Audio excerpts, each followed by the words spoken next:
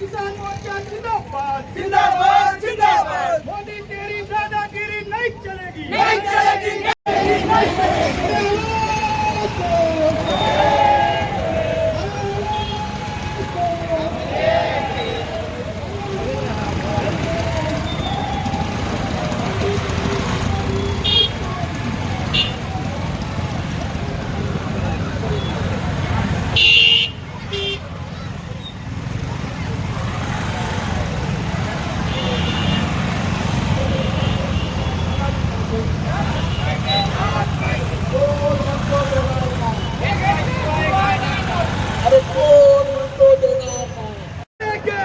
अरे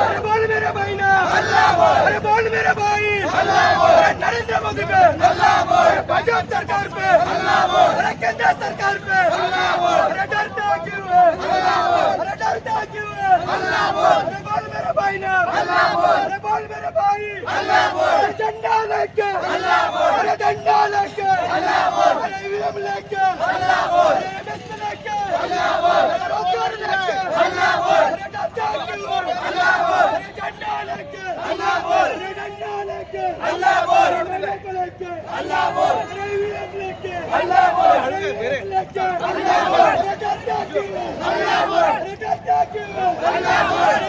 दोघांचं संयुक्त मिळून साथी पांडुरंग बरोरा यांना मी विनंती करतोय की आपलं मनोगत व्यक्त करावं. सगळ्या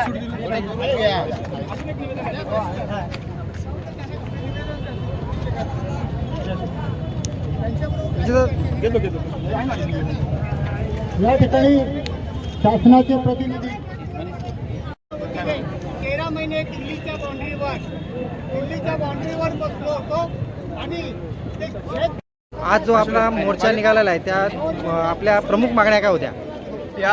हा जो काय मोर्चा आहे हा मोर्चा आज केंद्र सरकार जे भाजप प्रणित केंद्र सरकार आहे हे केंद्र सरकार जे शेतकरी कामगारांवर दडपशाही करतंय विविध दडपशाहीचे कायदे आणतंय याची जाणीव आणि याचा विरोध निषेध व्यक्त करण्यासाठी हा मोर्चा आपण काढलेला आहे. त्याच्यामध्ये कृषी कायदे असतील कामगार विरोधी 4 श्रमसंहिता असतील त्याचबरोबर वाढती महागाई आहे आणि मधल्या काळामध्ये जे काय स्वतः आमदार खासदार भाजपाचे सत्ताधारी पक्षातले लोक कायदा हातात घेऊन गोळीबार करतात आणि सर्वसामान्यांना जे नाडतात याचा निषेध व्यक्त करण्यासाठी आम्ही इथं रस्त्यावर उतरलेलो आहोत. सरकारला या गोष्टीची जाणीव आम्हाला करू द्यायची आहे की हा कष्टकरी हा जो शेतकरी कामगार हाच तुमच्यासाठी मतदानामध्ये उतरला होता आणि यांनाच तुम्हाला निवडून दिलेले आहे. परंतु आज तुम्ही भांडवलदारांच्या मागावर जाऊन भांडवलदारांचं हित बघून या कष्टकरी वर्गाला तुम्ही नाडताय त्याला दडपशाहीमध्ये घेताय तर हे तुम्ही बंद करा.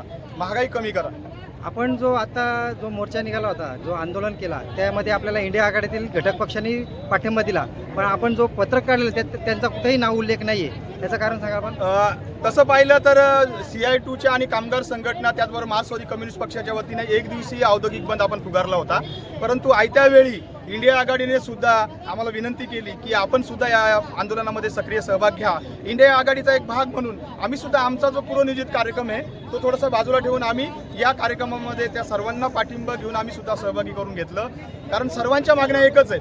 भाजप सरकार हा फक्त काय एकट्या काय डाव्या चळवळीला त्रास देत नाही परंतु सर्वसामान्य जे काँग्रेस असतील राष्ट्रवादी असतील किंवा शिवसेना उद्धव बाळासाहेब ठाकरे गट असेल आणि माकपा असेल ही सर्वच संघटना या सरकारच्या कृतीला आणि ह्या ज्या विविध कायद्यांना त्रासलेली आहेत आणि आम्ही सर्वसामान्यांचे प्रश्न घेऊनच रस्त्यावर उतरतो. त्याच्यामुळे त्यांना सुद्धा आम्ही या आंदोलनामध्ये सहभागी करून घेतो. न्यूज रिपोर्टर दीपक चंदे, मशाल न्यूज नेटवर्क.